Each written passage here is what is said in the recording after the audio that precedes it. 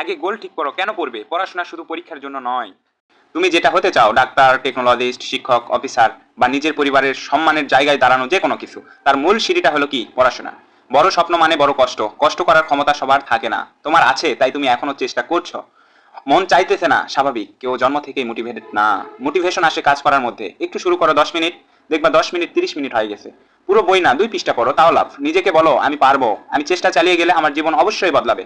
কারণ সত্যি কথা বলতে, পড়াশোনার সময় কষ্ট সাময়িক, পড়াশোনার কষ্টটা হচ্ছে কি সাময়িক, কিন্তু না পড়ার কষ্ট সারা জীবন। আজকের দিনটাই আসল, আগামীকাল থেকে শুরু করব, এটা সবচেয়ে বড় মিথ্যা কথা। আজ 30 মিনিট করো, আজ 2 পৃষ্ঠা করো, আজ 5টা এমসিকিউ দাও। আজকে যা করবে আগামীকাল তার ফল তুমি অনুভব করবে। পারলে ছোট নোট বানাও, নিজের লেখা ছোট নোট মনে থাকে অনেক দিন। এটাই তোমার শক্তি। একটি লাইন মনে রাখবা, quietly work hard, let success make the noise. নীরবে পরিশ্রম করো, সাফল্য নিজেই শব্দ তুলবে। শেষ কথা বলতে আমি এটাই বলতে চাচ্ছি, তুমি যতবারই থেমে যাও না কেন, আবার শুরু করাটাই তোমার শক্তি।